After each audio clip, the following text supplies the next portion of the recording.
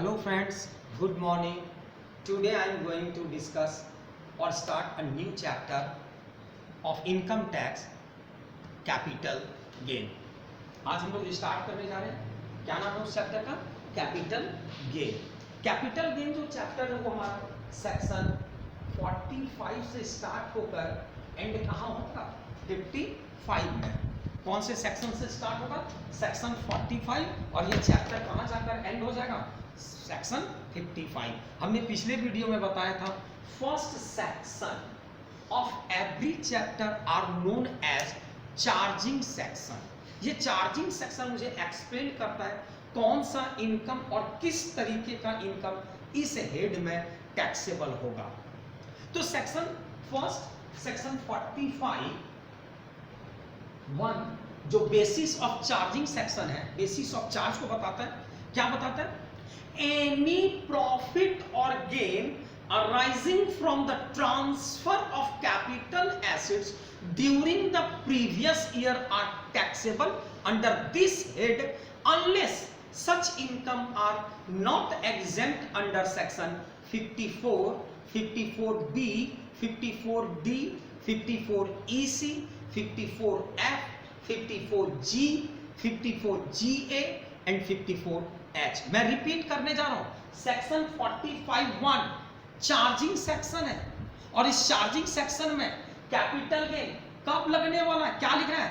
Any profit और gain arising from the transfer of capital assets during the previous year are taxable under the head capital gain unless such income are not exempt under section 54, 54B, 54D, 54EC, 54F, 54G, 54GA and 54H. मैं repeat कर रहा हूं एक एक word के ऊपर ध्यान देंगे आप. Basis of charge any profit और gain arising from the transfer. तो मोस्ट इंपॉर्टेंट टर्म है मीनिंग ऑफ ट्रांसफर.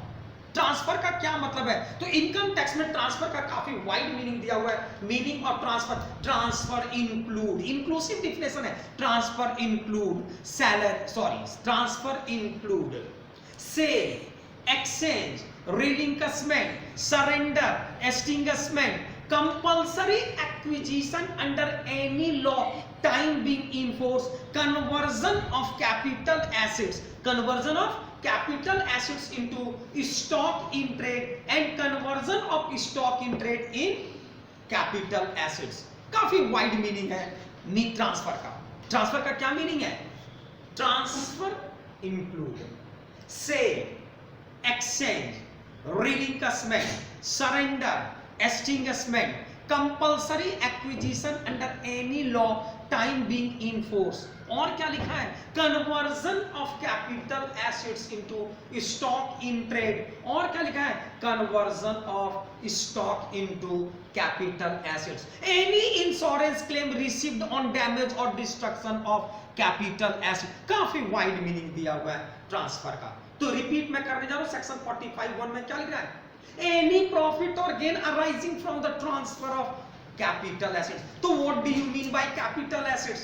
तो फिर आगे मैं बताऊंगा meaning of capital asset. Every kind of property held by the assessee whether it is used in business और not used in business. Business में use हो रहा है या नहीं हो रहा है कोई मतलब नहीं है. Every kind of property but does not.